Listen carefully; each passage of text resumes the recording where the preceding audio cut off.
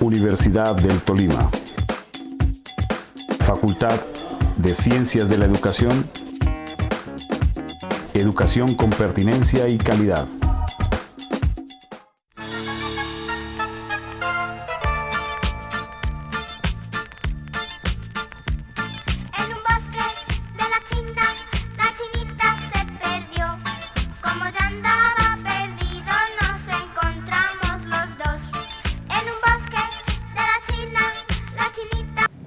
Buenas tardes. Bueno, inicialmente mi agradecimiento a los organizadores del evento. Vamos a empezar un poco sobre hablar de terapia de la risa. Veremos la siguiente. Esto ha sido como un boom que ha empezado a desarrollarse en los últimos 30 años en medicina y hemos evolucionado en algunos conceptos al punto de llegar acerca del concepto de medicina de la risa, que básicamente es ese estudio de cómo se utiliza la risa como un elemento terapéutico que de alguna manera promueve determinadas conductas que favorecen el estado de salud de los pacientes. Esto de alguna forma tiene que hacerse bajo un terapeuta que tenga algún tipo de formación en clown, pero que además conozca algunos elementos importantes de la patología puntual de los pacientes para que les contribuya de alguna forma a su mejoría. Y entonces la terapia de la risa, en términos conceptuales, es aquello de lo que hablamos como las técnicas implementadas para poder producir la risa con efectos benéficos en la salud de un paciente determinado.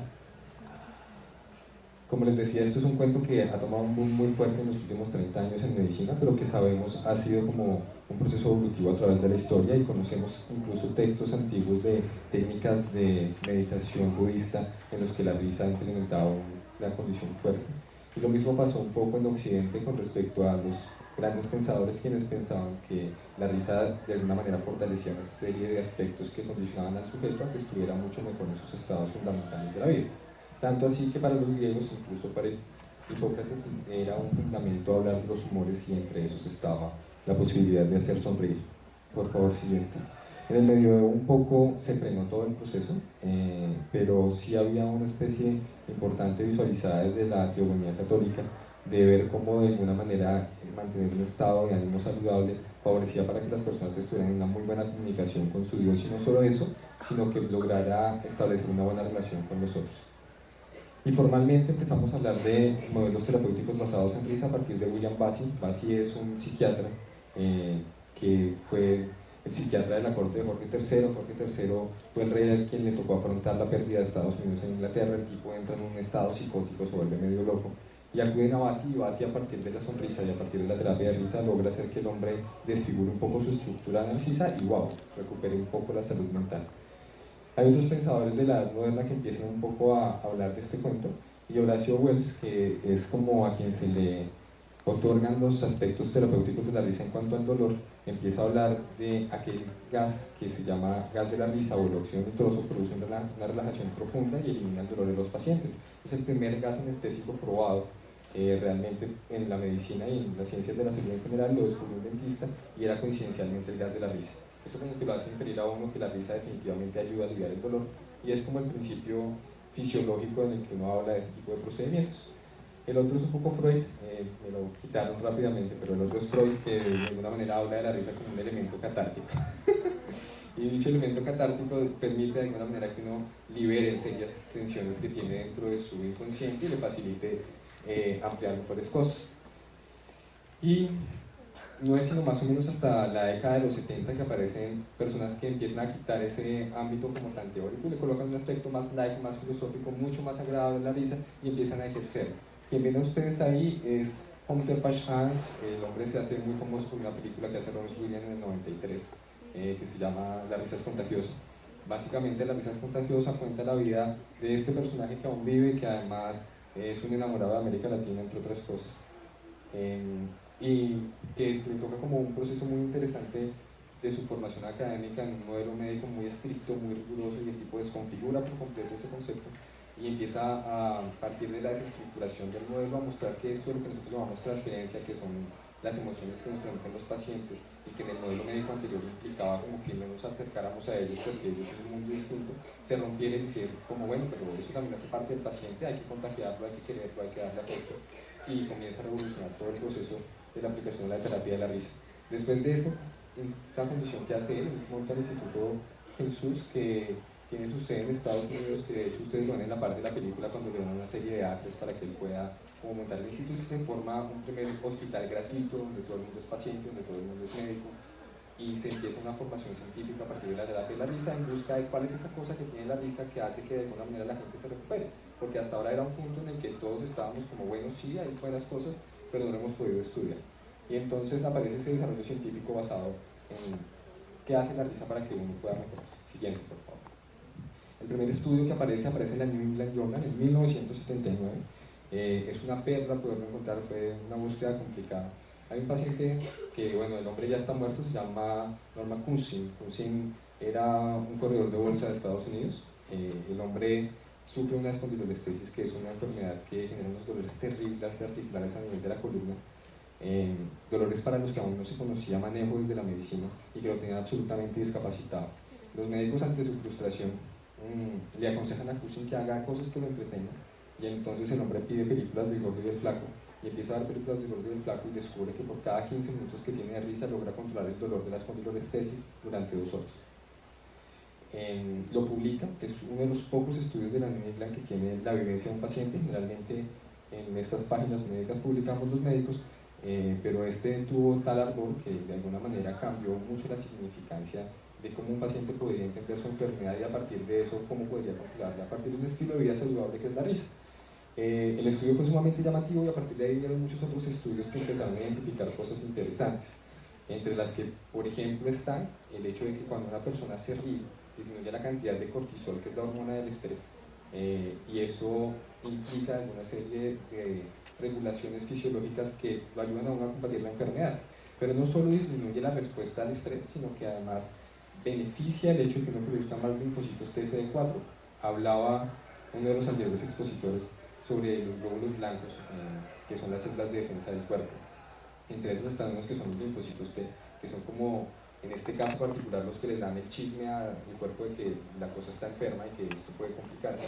Y la risa, particularmente a partir de un sistema neuroendocrino, hace que se produzcan más células de esas y que ese efecto dure más de 48 horas. O sea, si yo tengo un día súper agradable, probablemente mi sistema inmune va a estar mucho más alerta de cualquier cosa que me vaya a enfermar. Y es una cosa que nos pasa a todos. Cuando uno está deprimido o entusado, se empieza a enfermar. Es una cosa dramática.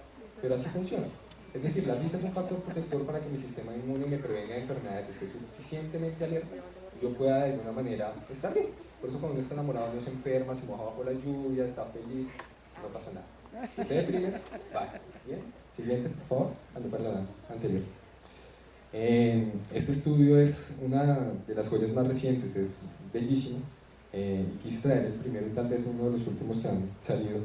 Hay una reunión que se hace en medicina que se llama John Committee, que integra a todos los cardiólogos, porque lo que más nos preocupa en las causas de muerte de los médicos es la enfermedad cardiovascular, porque es la cosa que más muertes produce y que más enfermedad produce. Muy seguida de eso está la enfermedad mental, y este es un artículo interesantísimo porque a veces los médicos no queremos mucho estas condiciones ligadas al afecto y no ligadas a la mente, pero en este estudio dice, bueno, hay unos efectos divergentes en la risa y en la disminución del estrés emocional que se comportan como un factor protector para la enfermedad cardiovascular. Y descubren a partir de variables indirectas, en el último John Committee, que la risa es el mayor protector o el mayor factor protector de riesgo cardiovascular. Una persona que se ríe, además de que tiene unos efectos terapéuticos maravillosos, tiene la capacidad importante de disminuir 4 veces más el riesgo de que vaya a tener un infarto. Cosa maravillosa y loquísima, pero que funciona. De hecho, dentro de los aspectos terapéuticos que tiene la risa hay una gran movilización del flujo sanguíneo. Cuando uno se ríe aumenta el retorno venoso, que es la cantidad de sangre que se devuelve al cuerpo por la activación de la bomba muscular. Y es que solo con la expresión facial hay 400 músculos que se mueven para poder producir risa. Si uno incluye las personas que se ríen y manotean y toda la cosa, pues por supuesto esa activación es mucho más amplia. Entonces, entre más expresiva y real sea la carcajada, mayor es el efecto del retorno venoso, mayor la oxigenación cerebral, mayor una serie de procedimientos o una serie de procesos que hacen que de alguna manera el estrés fisiológico disminuya y uno tenga un mejor estado de salud. Este lo traje como un estudio hecho en Colombia. Estudiantes de psicología de la Pontificia Universidad Javeriana hacen un estudio sobre la introspección en niños con cáncer, basados a partir de la intervención de terapia de la risa. El Hospital de la Misericordia, que es el hospital que tiene más trayectoria en el manejo de niños en este país, tiene institucionalizado un grupo de terapia de la risa ya hace bastante tiempo. Digamos, son un poco los pioneros junto a la Fundación Dr. Clown, que fue la primera que montó este cuento en Colombia, en hacer terapia de la risa, y este estudio lo hacen unos estudiantes en ese hospital, donde descubren claramente que esta intervención Pashan, como le llaman ellos, logra hacer que de alguna manera los pacientes mejoren su calidad de vida y miden indicadores de calidad de vida en cosas indirectas, pero lo miden. Por ejemplo, cogieron un grupo de base en el que se aplicaba la terapia de la risa con niños con cáncer y otros que no. Y los niños a los que les daban terapia de la risa como terapia complementaria disminuían la cantidad de días hospitalizados, disminuían el número de complicaciones, disminuían el número de recaídas, tenían menos resistencia a los fármacos, se infectaban menos. Es decir, la risa de alguna manera favorece que estos niños se enfermen más, a pesar de estar ya deprimidos por el cáncer, que los otros que no reciben la terapia de la risa.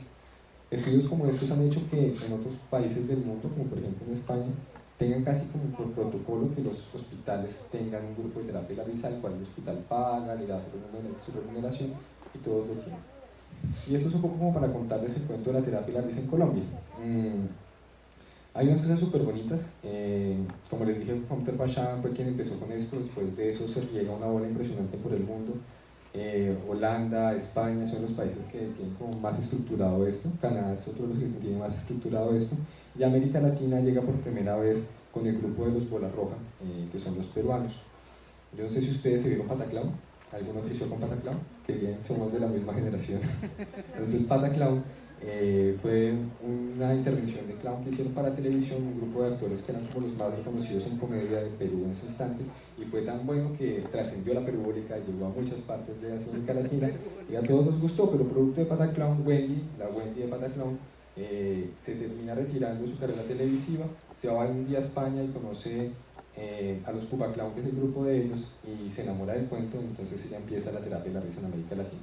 Pues hay videos bellísimos en los que ella explica que se fue a donde el coordinador del hospital y le decían: venga mujer, ¿usted en serio quiere meter payasos al hospital? Sí, vamos a meter payasos al hospital. Y lo monta, y este cuento empieza a favorecer cosas en los pacientes y nos contagia a todos en Colombia.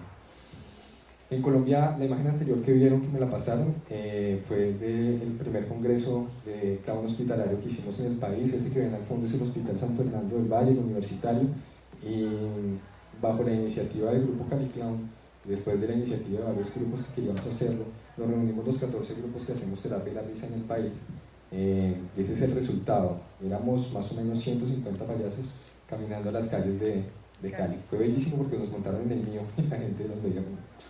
fue una locura. Actualmente estamos, como les digo, 14 organizaciones. Puse allí básicamente con las que nuestro grupo tiene más contacto, porque además hemos sido como hermanitos desde el inicio. Y puse el logo de Fundación Dr. Clown, que fue quien empezó esto, que su fundadora es Luz Adriana Neila, ha sido mujer cafana en 2 ocasiones, una mujer bellísima y de alguna manera como la pionera en todo este cuento. Sigamos, por favor. Y estamos aquí, nosotros. El grupo de terapia de la risa Clown Payatría del Hospital Federico Lleras Acosta, que nace en octubre hace 3 años ya. Nos estamos poniendo viejos, Paula. Hace 3 años ya, bajo el vínculo importante del programa de la obra hospitalaria Sanarte. Sanarte tal vez ha sido una de las cosas más bellas que ha hecho esta ciudad en el cambio de perspectiva de la salud de los pacientes, porque los entiende como personas. Y cuando de alguna manera empezamos este proceso, vimos que habría alguna manera de implementar una situación distinta para esos pacientes que estaban hospitalizados y que requerían una atención diferente, y apareció la probabilidad de hacer un grupo de terapia de la risa con el apoyo de la Universidad del Tolima y el Hospital Federico Lleras Acosta. Inicialmente la Facultad de Ciencias de la Salud fue quien promovió todo este proceso, y Sanarte aceptó gustoso como el intercambio. Siguiente, por favor. Ustedes saben que hay varios módulos en Sanarte, que son 4, me imagino que los han discutido profundamente, pero dentro del trámite pues hicimos un único módulo para terapia de la risa y educación en salud, donde por supuesto el grupo de terapia de la risa Payatría inició. Eso fue un coitus interruptus. ¿Dónde está el resto? Bueno, yo voy a pasar rápido porque parece que las otras diapositivas no grabaron, pero básicamente el grupo hace una serie de condiciones importantes en las que aporta, además del oficio de terapia de la risa, un modelo de educación y de salud sobre los aspectos más importantes en cuanto a lo que los pacientes requieren. El hospital nos ha pedido de alguna manera participar además en espacios para hacer promoción en salud de las cosas que cambian el pronóstico de los pacientes como higiene de manos. Y ha sido Pediatría quien ha hecho esos procesos de educación para ellos. La terapia de la risa básicamente dentro del hospital se hace con un grupo en este instante de 12 clowns que van una vez a la semana, a veces una vez cada 2 semanas, dependiendo como del rigor del tiempo de los que estamos participando, hacer habitación por habitación un espacio terapéutico donde se ejercen, digamos, algunos modelos muy explicados sobre risa. Como no hay más diapositivas, yo agradezco el tiempo, muchas gracias por su atención y nuevamente muchas gracias a la Universidad del Tolima. Facultad de Ciencias de la Educación. Educación con pertinencia y calidad.